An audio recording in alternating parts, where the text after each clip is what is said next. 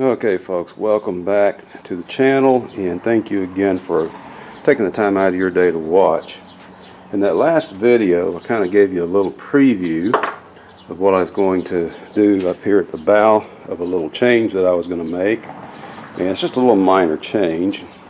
If you recall, I said I was going to bond some little corner pieces on to the front end of this bow.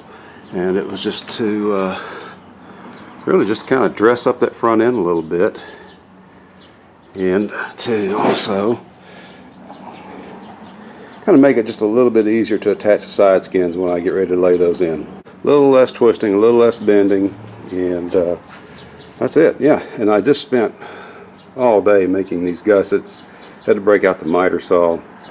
I didn't show you that because it was just, oh my goodness, it was just tedious and time consuming.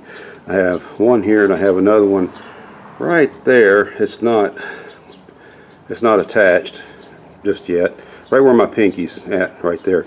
There's another one's going to go right in this area. Same thing over here on the other side. I've got all these pieces made. I've got little gussets made. And same thing.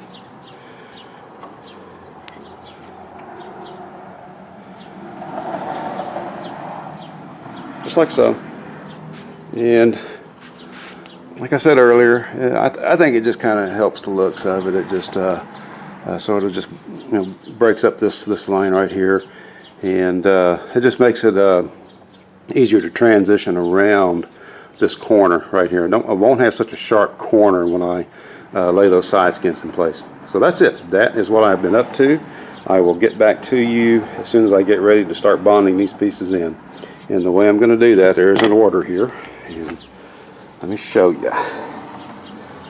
This gusset. And the one I'm about to show you here. These, and I've got them marked off right there. I don't know if you can see that. I've got them marked where they're going to go. Ignore this mark right here. I've got them outlined where they're going to lay in there. I'm going to bond these in with Gorilla Glue and just clamp them off, let them sit overnight, and then from there I'm going to bond everything else into place with my favorite stuff, thickened epoxy. And then after that, when that's all said and done and dried, we'll just come back and fill in those corners, and we'll put a nice little fillet bead all these corners, fillet bead the corners of the gussets right there, and I'll probably even just maybe even slather a layer of that thickened epoxy over the gussets. So that's it. And like I said, I will get back to you in the next segment, and I will see you then. Alright folks, welcome back. And as I explained in that previous segment, I need to bond some gussets in place right here to hold this little corner piece in place. But before I do that, it looks like I'm going to have to figure out a way to keep this from squirting out. Right now it's being held in by this clamp and by friction, but once I put that glue on the back side of this, man, stuff's like axle grease, and this thing's just going to want to squirt right out. So what I'm probably going to have to do is just drill a little small hole and maybe just get a little short nail kind of to act like a dowel pin to hold this in place to keep it from wanting to squirt out, because like I said, that glue, I mean, it is just slicker than owl snot. Don't ask me how I know how. Okay, just don't go there. But anyway, we'll get that figured out, and I will get these bonded in shortly. Okay folks, welcome back. So here's what I came up with.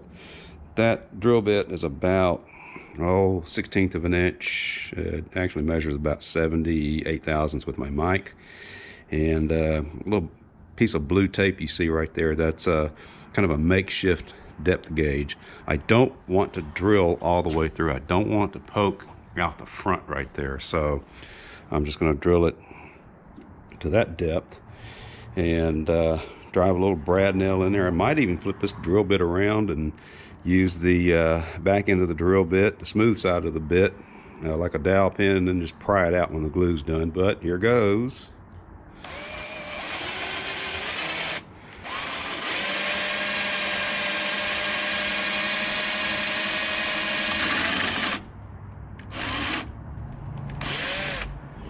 Okay, I'm going to reset that drill bit because it's rubbing up against the clamp. The drill chuck's hitting the clamp there.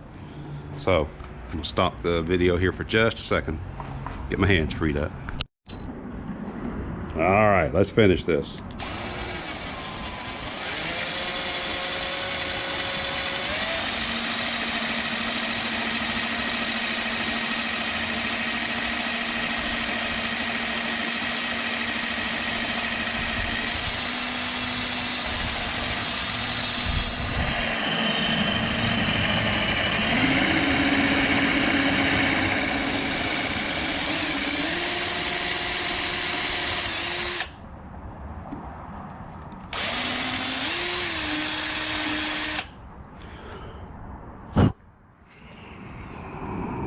No holes in the front, and that was the goal.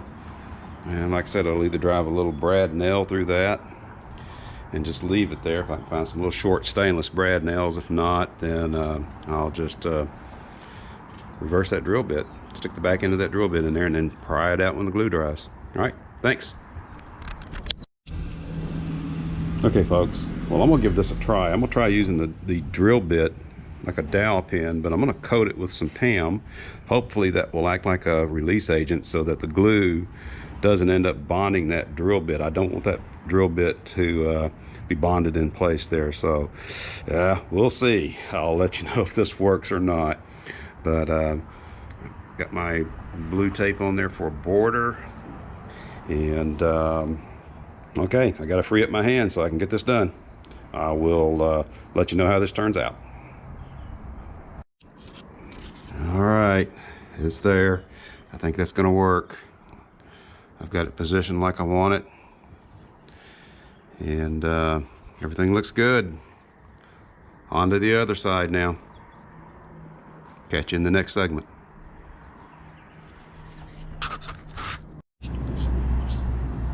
Okay, so the other side is in, and all I can do now is wait for the glue to dry. Hopefully that PAM will act like a release agent. I don't want that drill bit bonded to the boat. We'll see. Win, lose, or draw, I'll let you know how this turns out. We'll see you in the next segment. Okay, welcome back.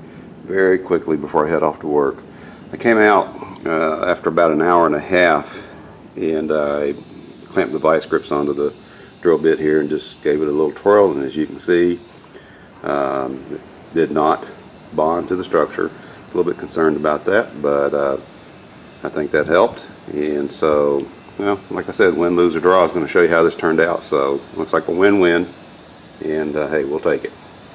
So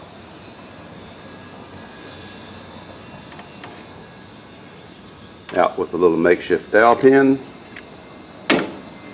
off with the clamp, and there it is. And all I gotta do is just take the clamps off the other side, pull that little drill bit out over there, and then I get to do this 2 more times. I've still got a couple more little gussets to put in at the bottom here. So, all right, next segment.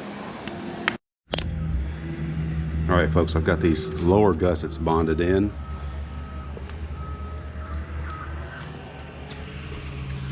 And I just got that done about 15 minutes ago.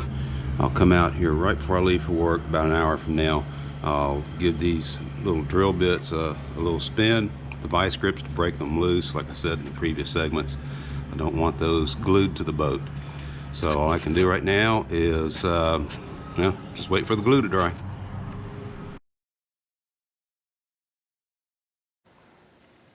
Okay folks, welcome back, and that's going to wrap it up for this video. And I appreciate you for taking the time out of your day to watch, as always. And got those little pieces bonded in, and I'm ready to move on to the next step in this build. Tonight I want to talk to you about the name of God. Modern pop culture, and we're talking about TV shows, movies, talk shows, etc.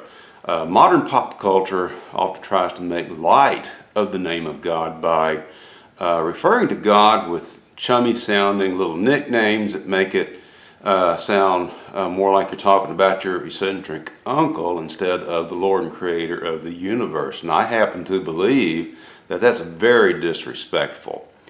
God deserves our worship. He deserves our gratitude. He deserves respect. And to that end, the very name of God deserves to be spoken with reverence. God is referred to by many names in Scripture, but before I get into those, let me tell you what God's name is not. To start off with, the name of God is not the big guy upstairs. His name is not the big cheese, the main man, the head guy in charge, or chairman of the board. Pop culture has referred to God by all those names at various times and in various ways. The name of God is not the big kahuna, master blaster, big daddy, or the head chief in charge. None of those names that have been cooked up by Hollywood scriptwriters show proper reverence for the name of God. And like I said a few moments ago, they're just plain disrespectful. When God called Moses to lead the people out of Egypt, Moses in turn asked God, "Suppose I go to the Israelites and say to them, 'The God of your fathers has sent me to you.' And they ask me, 'What is his name?' What shall I tell them?" God said to Moses, "I am who I am. This is what you are to say to the Israelites. I am has sent me to you." So in that passage from the book of Exodus, God called himself I am.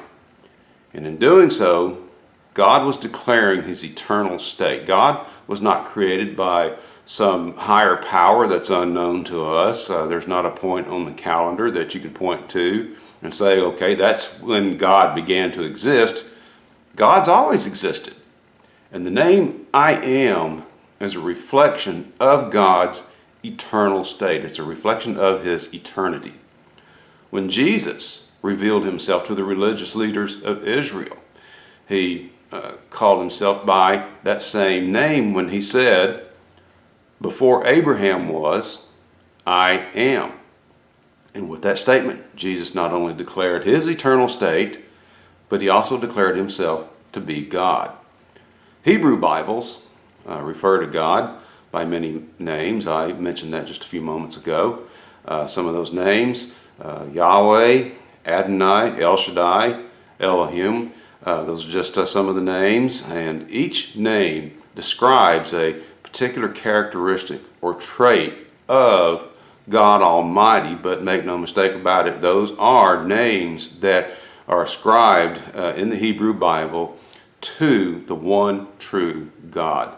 And those names are always, always to be spoken with great reverence. Never, never refer to God by those chummy sounding pop culture nicknames. Remember, God knows your name. And if you are a believer in Jesus Christ, your name is written in the Lamb's Book of Life. Folks, that's all I have for you tonight. And I thank you for watching. And as always, this channel is also a ministry. I take prayer requests. You can post those down below in the comments section. I do moderate my comments, but I do check the comments a few times a week, and I will get to those. That's it for now. Have a blessed week, and be blessed, behave. And now it's time for me simply to be gone. Good night.